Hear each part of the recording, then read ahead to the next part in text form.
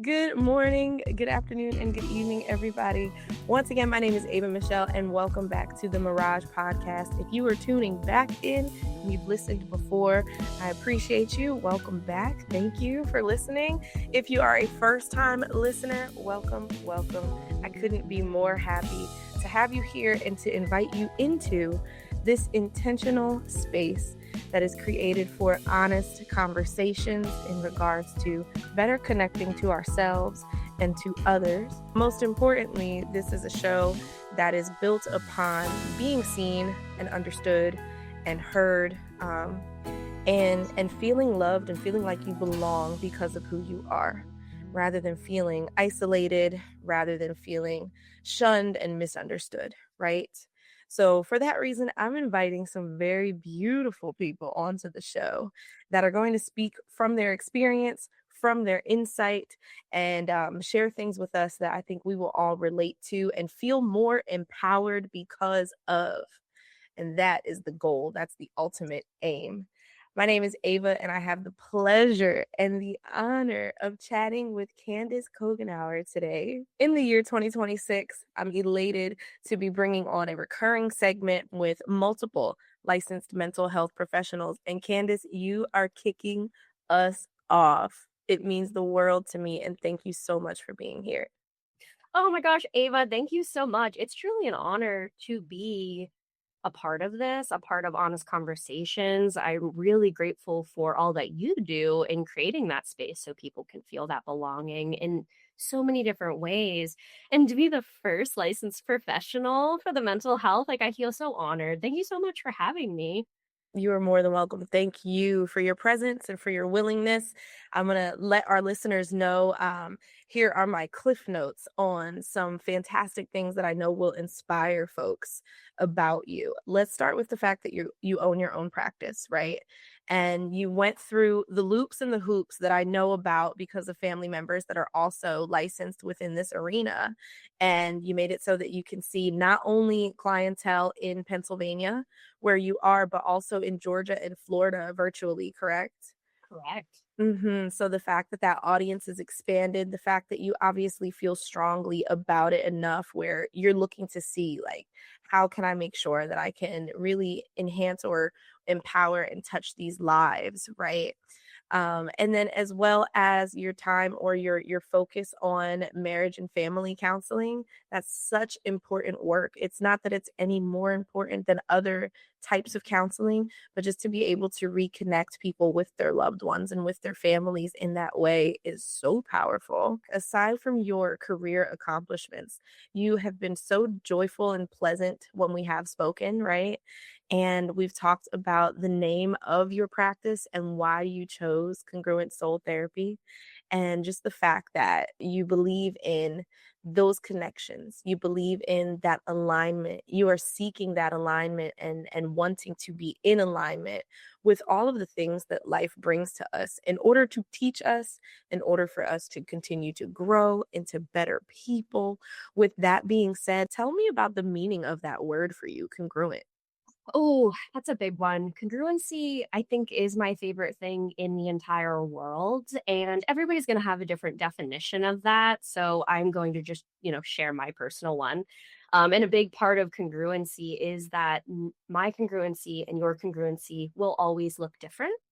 And there's no right or wrong way to be congruent. Only the individual will know, right? If this is in alignment with me or not. And I think that is I think that's true for a lot of things, and I don't think it's talked about enough, especially when we talk about health. And I say that with the, quotations around it because what does that actually mean? My healthy and your healthy will look different. We're different people, we're different bodies, we have different ideas, different values, and that's kind of where congruency sums it up for me. Congruency is when you're in alignment with self, which is your thoughts, feelings, and actions are alignment with your personal values. And then I can show up in any space where I consider myself, others, and the context in which it's happening. And that's constantly changing and ever evolving. So that's kind of the baseline for congruency. And then I take it a step further personally with my spiritual belief of that happens in this lifetime, on this plane, in this physical experience throughout all of the spiritual experiences our soul encounters throughout whenever, wherever we go, depending on your belief. And it's just as useful for people that aren't spiritual or don't believe in that, because it's still helping us be the best human being we can be on any given day in any given situation. So we can zoom in, we can zoom out, and the same concepts apply, but it's kind of like a build your own adventure, because my thoughts will help me build my feelings and actions, and your thoughts will help you build yours. And together we'll have consideration for me, for you, the context, and then some really beautiful things happen. And I think it's also important to pause and talk about the inverse. So, along with congruency, we also talk about incongruent behavior, values, thoughts, feelings. And those aren't good or bad either. It's just more information to help you along. So I'll probably say it 100 more times, and anybody that knows me knows I'm constantly throwing out the caveat. It's not good or bad. It's just information. You get to decide how to use it. And I want to be very clear that incongruency is not bad. It's just a part of the process. I'm so glad you clarified that. I love that. To be incongruent is not a bad thing. Mhm. Take it for what it is. It is information that is showing you whether or not you are aligned with any given moment or experience. We are obviously in congruency. And so you, you and Mhm. I want to share with listeners when it comes to the mission of this show, meeting people like you is exactly why this show exists. And this is speaking on a more like in a more personal way right now. To meet someone like you and have an exchange like this, there are certain things in this life that I believe in. There are certain things that I feel very passionately about. There are certain things that I'm very insecure about and that I question all the time. In you, Candice, just being who you are, in the internet, just randomly connecting us, which is amazing. You answer many questions that I have about life or about my experience, the doubts or the fears that I have about being so strongly spiritual and in tune with my experience on this plane, about understanding that everything happens for a reason and there's nothing wrong with like strongly believing that. And then here we are having this conversation, and you very clearly, very passionately, and very joyfully are speaking on all of that. And in your own way, in just being you, you're saying like, no, Ava, just be who you are. It's okay. Like just believe what you believe. That makes sense to some folks. And just because it doesn't make sense to other folks doesn't make it wrong. I'm overwhelmed. I have to admit, it's an overwhelming feeling of just like joy and stability. There's like this peace that comes along with that. I think that there's a younger version of myself that was walking through this life like, I'll never meet anybody that understands me, and then to have felt that way before and then to converse with you like this, I'm just so grateful. I'm so grateful and my heart is so full. So thank you for being you. Thank you for showing up as the best version of yourself and as such a confident version of yourself, especially when it comes to what we're speaking about today. You read my mind 3 times as well. So as you're speaking, of course, I'm thinking of those ways, like how can I continue to facilitate the conversation based on what you say? And when you said that we have to talk about the adverse as well, let's talk about when you don't feel congruent or incongruency with something. And then like right when I had that thought, you said it. And I'm like, she's the best. So feeling congruent in work, in relationships. And am I using the term properly when like, is it interchangeable as far as being congruent versus being incongruency, or is one right? Here's the thing. I don't believe that any is right or wrong, right? So whatever makes sense for you. And I hate defining things because my definition is based on my worldview, my thoughts, my feelings, my actions, my connection to other, and my context. Whatever makes sense for you is going to make sense for you, and I'm here for it. Now, I realize that doesn't always work because not everybody's always talking to therapists. But I think, like, when we're talking about being incongruency, like, another fill in the blank word is in alignment, connected, balanced, whatever you want it to be, whatever makes sense for you is appropriate. And chances are everybody's already talking about congruency. They're just not using that word. So this is a longer answer than you probably were expecting, but I don't think that there's a right or wrong way to name it, as long as it feels in alignment with you, because congruency is actually a mathematical term. It's when things match, when things are congruent, when, I don't know, you're going to see my mathematical skills about to plummet, but like when a triangle, like an equilateral triangle, right, has congruent sides, they all match. So in on the therapist world, congruency, I kind of borrowed that word from Virginia Satir, who is considered the godmother of marriage and family therapy. And she talks about congruency in a very similar way. I learned it from her. I just use it differently because Satir would say the goal is to be congruent. Candice Coughenour would say, you're going to be incongruent, dude. How do we use it? It's not good or bad. So there's a little bit more of that gray area that comes along with it. So, I'm just constantly mixing and mashing all of the wonderful insight I've learned from all of these wonderful people that came before me. And I think that's what we're all doing. So please take my words and use them how they make sense for you. And at any point, if something I say doesn't feel right, let me know, because yes, we're here talking on a podcast and people are going to listen, but you and I are having a soul connection. And that's the most important thing to me right now. I think it's so obvious when people are walking in their purpose. I think that it's so clear to me that you are in congruency with all that you're doing. To know that you've taken the steps, within the world of being a licensed therapist, and that you're helping so many people in finding this for themselves. I'm just looking at you from the outside in, and it's like, this is the perfect person to aid someone on that journey, because look at the strength and the confidence that you have in what you feel and what you express. It is just so cool. I'm sorry. It's going to be an hour of me just being like starry-eyed over Candice. All right. Gonna reel it in. This month's theme is reinvention, bravery, and grace. And we have heard from 2 and 3 fantastic people, several people really, because we had multiple folks on that introductory episode. And to have you and your specific perspective, especially when it comes to being congruent versus incongruent, I would like to bring you on each month and have you discuss that particular topic for the month.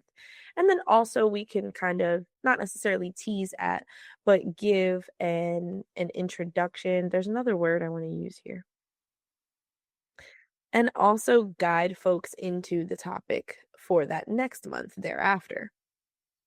So when it comes to reinvention, bravery, and grace, after everything you've said so far today,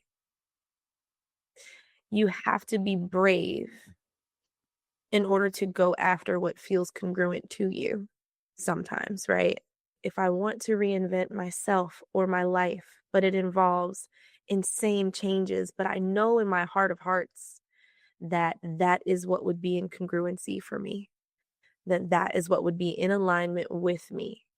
What types of things have you helped people sift through and work through because they knew that that's where they were supposed to be, but they had those challenges on the way in order to get there?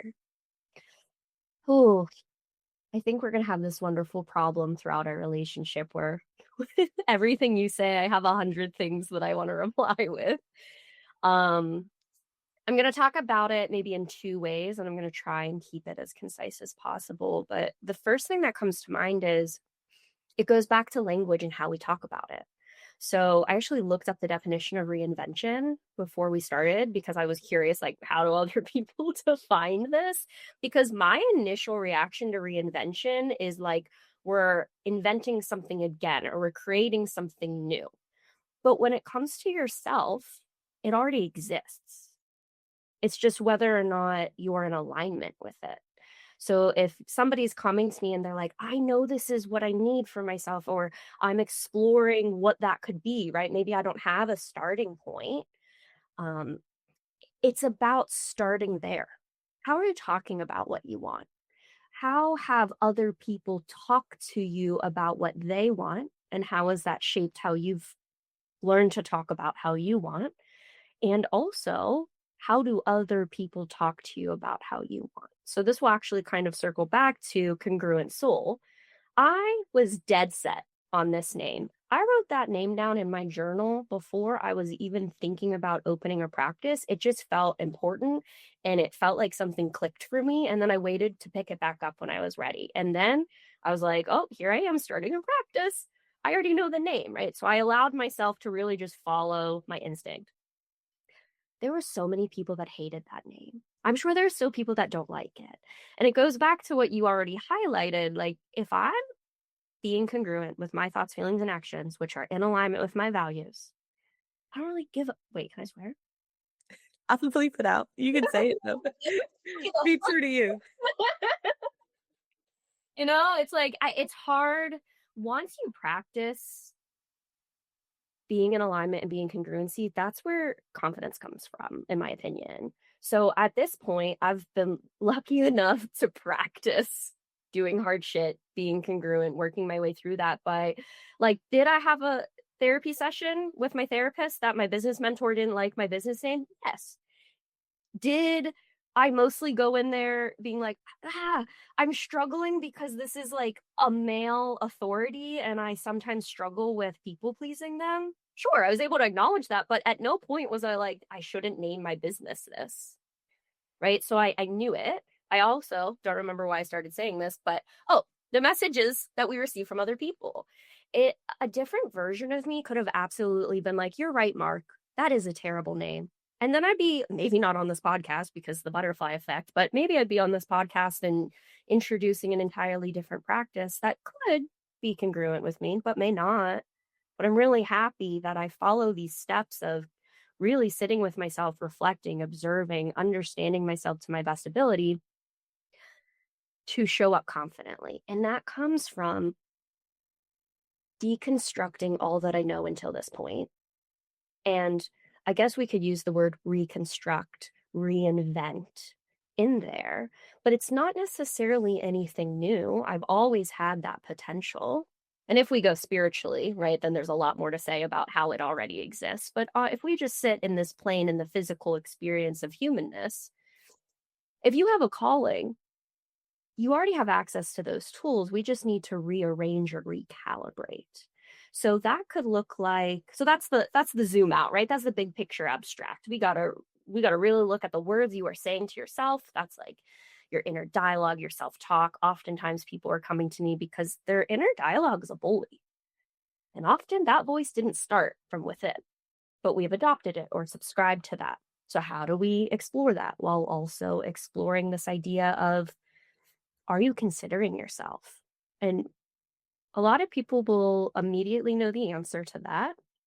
And a lot of people are not considering it as widely as they need to. Because if you're saying yes right away, chances are you're missing something. If you're saying no right away, chances are you're missing something. Wow. So really just breaking down that's where the therapy comes in. I'm like, here's the psychoeducation. I'm going to put it out there. You pick up what makes sense for you and you leave absolutely everything that doesn't, because I don't know you better than you know you.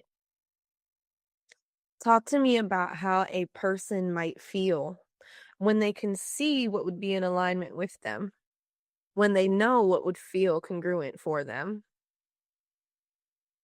and they're feeling completely conflicted or just like incapable. Talk to me about what happens to that human soul, that human mind, when they're like, I want to do it. Why? And I'm not doing it.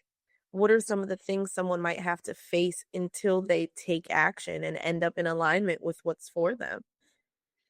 So I'm going to show you a visual aid and then I'll try to describe it for people listening. Okay, Candice with the visual aids. Let's go. I love a visual aid. And this is what I use. And this is how I really truly explain congruency. So The main idea of congruency, and this is what I truly borrowed this from Virginia Satir. So thank you so much, Virginia. This is Virginia Satir's pie chart, self, other, and context. This is what she calls congruency. She goes in to say, when this isn't in alignment, maybe we're overly considering self, right? So the self piece of the pie chart gets bigger, right? So I guess I should pause and say, what I'm showing Ava is a pie chart with 3 pieces of pie. One says self, one says other, and one says context, which is what we've been talking about. When I'm congruent in relationships, I'm actively and effectively considering myself, which is my thoughts, feelings, and actions, which is the other side of the pie chart, right? I'm considering other people. I'm considering the context, right? So this is where Virginia Satir talks about it. I then take that pie chart a step further. So if we zoom in on self, we now have our thoughts, feelings, and actions. When people come to me, their pie chart doesn't look like this. And that's because nobody's pie chart looks like this 100% of the time. I mean, they might exist. I've never met one. I've never experienced it. So part of it is giving yourself permission to just be where you're at and then recalibrate it based on what you know. And then we grow on that. So what happens is you had to ask me what people are feeling. So a lot of times my specific client, and this isn't the only way it happens, but usually this is what my clients are saying. And this is my own personal experience of it as well. So I think that's why my clients that find me, right? Their thought is bigger than their feeling. So what's happening is we might be what people call overthinking. Well, if we're overthinking, we're probably underfeeling, which means we're not considering our feelings as much. And we're either impulsively acting or not acting, right? So then there's an inaction. So when you say, oh, I know what I want, but I'm not doing it, this is usually a key piece to that puzzle because we're stuck in overthinking. And that leads back to the narrative of like, well, what are you telling yourself? And a lot of times that looks like it has to be perfect, right? This all or nothing idea, or this mind reading of what other people will think of me, right? What will Mark think if I name my business Congruent Soul? And anytime that this pie chart gets a little bigger and it steals from feelings or actions, cognitive behavioral therapy would call that a cognitive distortion. Candice Coughenour calls that incongruent thinking. What other people might call maladaptive might be maladaptive for you, but you have to know the line between, is this easing or feeding my anxiety? Is this growing towards where I want to be or pulling away from where I want to be? And only you will know where that line falls. Candice, I want to be transparent with you and with our listeners. Since the end of 2025, since about November, there is something that has been happening very frequently since November, over the last couple months now. I find myself getting what feels like butterflies in my stomach when certain things happen. And in the way that in the way that I have made sense of this for me, in November, as the new year was approaching and as I was exiting what was a very hard year for me, I made a lot of intentional decisions to just be further tuned into making sure that I'm okay and healthy and making sure that I'm in alignment with that which is for me. It's happened pretty frequently since then.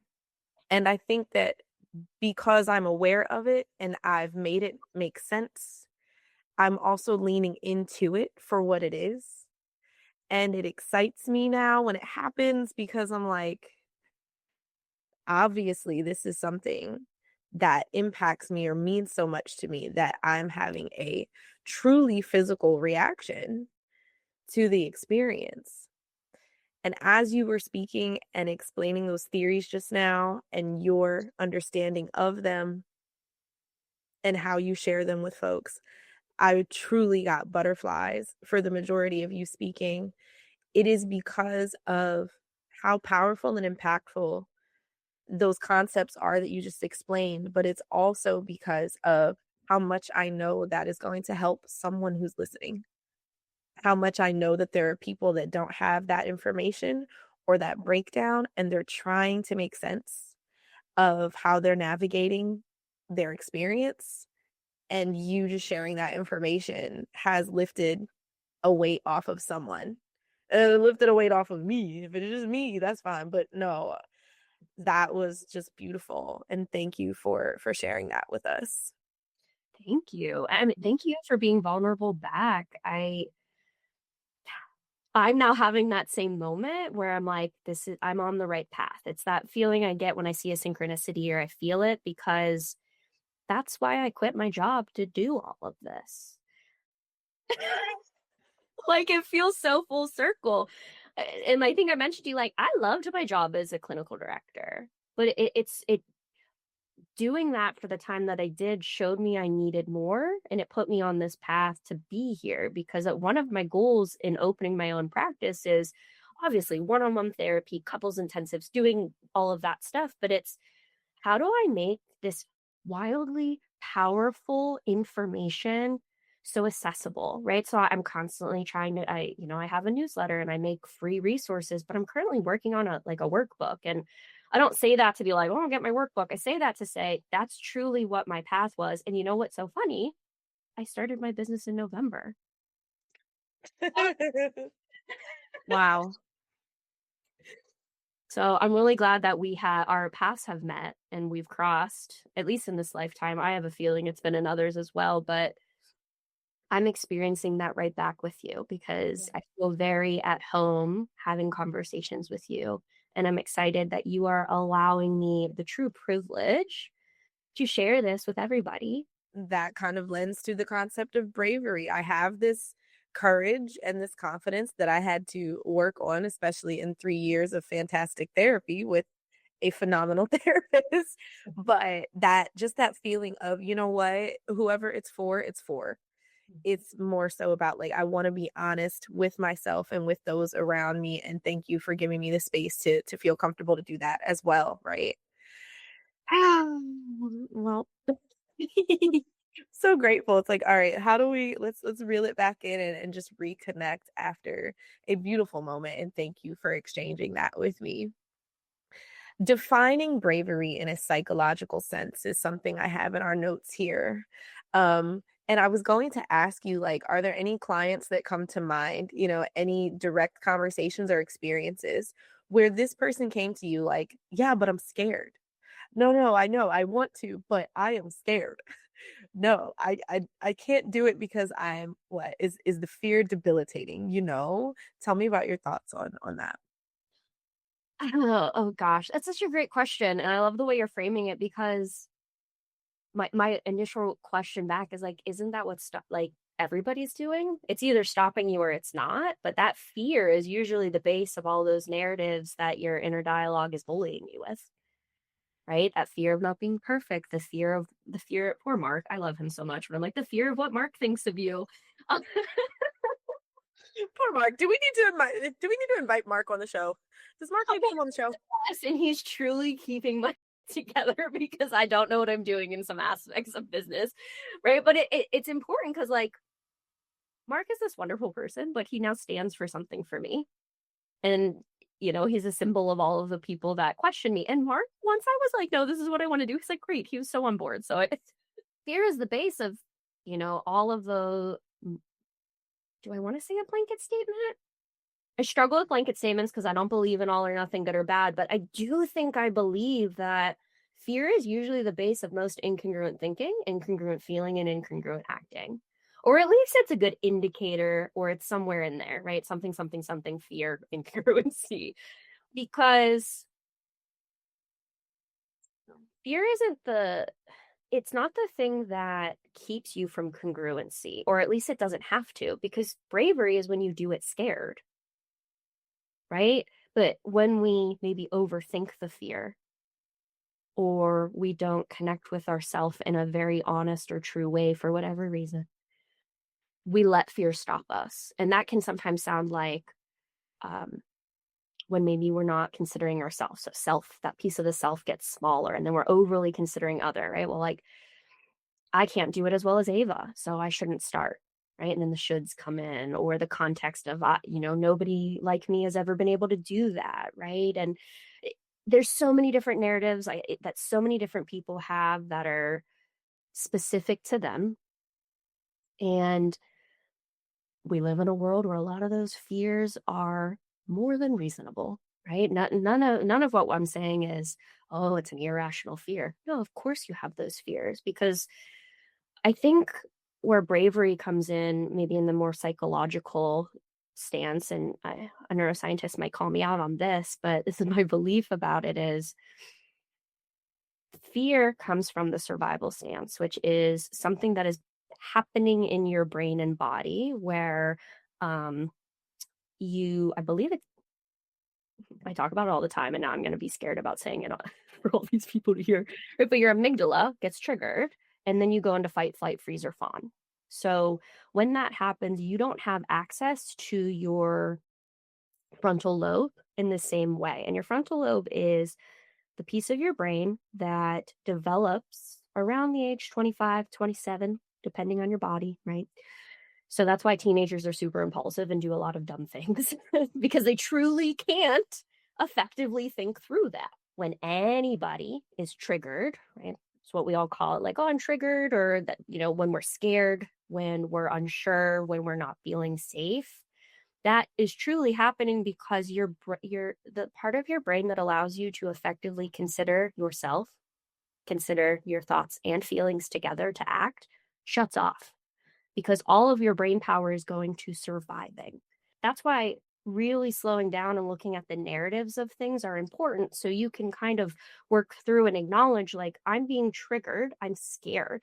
And then the bravery is that when you're ready, that next step of, do I do it anyway? And sometimes the answer is no, especially in this world that we live in. Depending on what we're talking about, the context in which it's happening, sometimes the answer is still no. A lot of times the answer is yes. And I think that that's what bravery is. It's understanding all of those things that happen in an instant, getting the confidence to do it anyway, and giving yourself grace for the moments that you may want to be brave and you still can't for whatever reason. And that might not be because of you. That might be because of other in context. And that's a whole different conversation. I think you just did a beautiful job summarizing why everyone should be in therapy. Like, that came to mind when you were explaining, like, here's what's really happening psychologically. You have to slow down. You have to pay attention to what you're thinking and why you're thinking it and how these thoughts are coming up, right? And Mhm. in saying that, I also had another thought, like, shout out to anyone who feels like they don't need therapy. Like, shout out to the folks that really are out there, whether it's because they've already done the work, whether it's because they've been doing the work from jump and maybe they just had, an upbringing or a family dynamic that promoted and amplified mental health, but there's so many folks that are going to be baffled with how you just broke that psychological information down. And I hope that what they hear is like, oh, so if there are therapists that go to school and they study all of this, and if I know nothing about what my amygdala is doing and when it's doing it, then maybe this is why I should, at least for 1 hour a week, go sit down, take a deep breath, and sort these things through. And you will absolutely find yourself moving through life a little lighter or a little bit more stable or a little bit more confident. Wow. And even now, like, I need to find a new therapist. I'm hunting. I'm hunting. Get licensed in North Carolina. I'm hunting.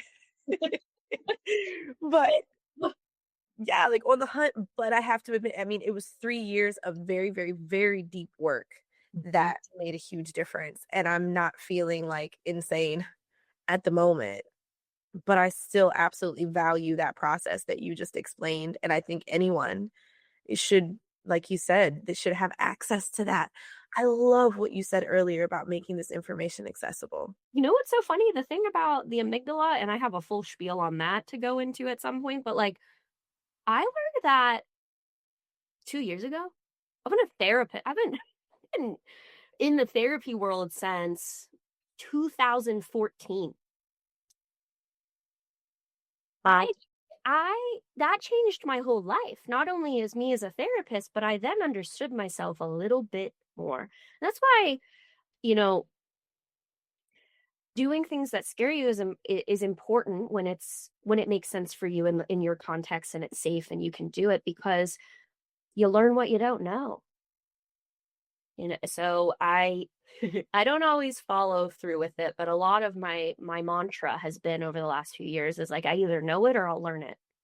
And that helps me propel forward because I just sit and look at all the things I've learned so far by doing things like showing up to a training I didn't think I needed to know about. I was like, what neuroscience? What do I need to know about that? So much. I need to know so much because that's the mind, body, spirit of being a human being, being a spiritual being, however you want to define that. And that really goes into the congruent soul because we can talk about thoughts, feelings, actions, self, other context, but you also need to show up with mind, body, spirit, mental, emotional, physical. All of that stuff is interchangeable and it's the same idea. Um, so yeah, I would love to talk even more just about that. Just to throw out, I learned that from Ellen Bader in a training, and she used that from Dan Siegel's hand brain model, and that's beautiful. So anybody that wants to learn more about that, Dan Siegel created this hand brain model where he uses the human hand to explain the brain to children. And I don't know about you, but I'm 30 years old and I don't need more than that. It's like so concise and beautiful to help you understand what being triggered actually means, and then you can acknowledge, well, what does that feel like? And then you can rearrange your thoughts and then you can act differently. I would like to slowly but surely bring things to a close, sadly, but elated that we get to hear from you again very soon. So, friends and family, guys and gals, and everyone in between. Okay, this is Candice Coughenour, and I hope that you've enjoyed this introduction to her as much as I have. Let's ground the conversation with a few final thoughts, right? So I have 3 questions here based on the concepts of this month. For anyone listening, how could you reframe and just offer a statement for anyone who is reinventing themselves? You know you better than absolutely anybody else. And you are the longest relationship you are ever going to have. And this is one more. You have already survived 100% of everything you've ever been through. You can do this too. I needed those. I don't know about y'all. A gentle question that everyone can sit with. What is a question that they should be asking themselves as they move through being brave or giving themselves grace? Hmm. Is what I'm doing, is how I'm acting in alignment with how I truly feel and what I truly think. Do you do these does this come up in a lot of sessions for you? These are so on point. This is amazing. I Yes. want to see the reviews. Note to self, segment of all 5-star reviews that we know that Candice has on Psychology Today. My goodness. On point. How about a reminder about pacing, rest, and nervous system regulation? Ooh, okay. Rest is a part of productivity. The moments we think we need to push through, we're often overacting, and that takes away from what we really think and really feel. Rest is so important. Oh my God, I could talk about that for hours. Um, but just thinking of the clients that I see, thinking of my own narrative around rest, because I was taught to be go, go, go and productive, and we live in a society that promotes that. Remember that rest is a part of productivity because you can't do anything from an empty cup.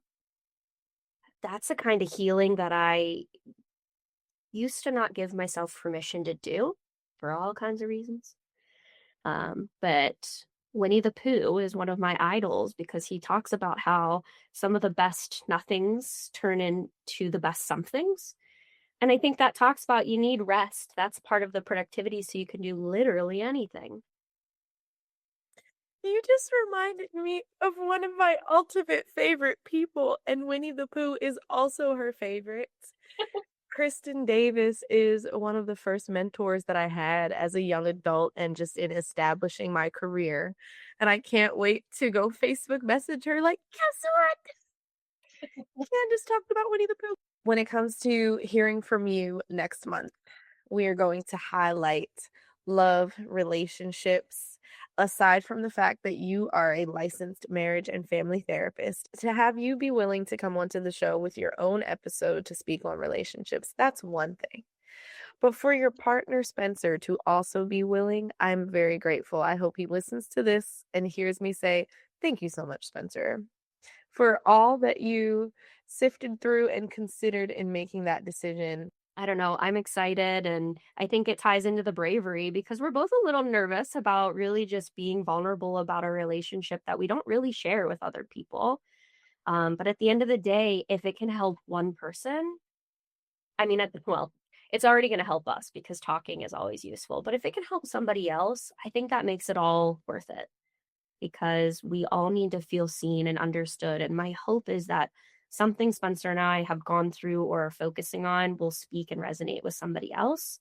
And I mean, that's my life mission as a therapist, so might as well do it personally too.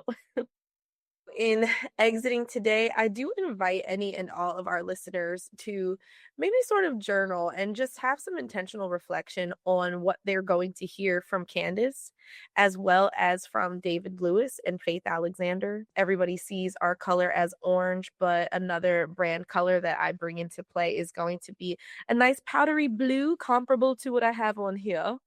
And I'm going to, make that separation. I'm going to give you all that specific imagery in that different color so that folks know, like when I see something blue, that means I can go hear from a licensed professional in regards to mental health. So between everything Candice has said today, we have Faith Friday coming up with Faith Alexander. We get to hear from David, who is an African-American male therapist. Like, whoa, how many of those are there, right? So his experience, all of your experiences and insight will be unique. And my heart is just so full. So I'm also going to link, like I said, some of the information that you discussed here today, Candice, so that folks are able to get to it directly. I really can't thank you enough for your time today. And I hope you enjoyed this conversation as much as I did. I did. Ava, this has definitely filled up my cup. I am so ready to take on the world today. Cups are full, baby. That's right.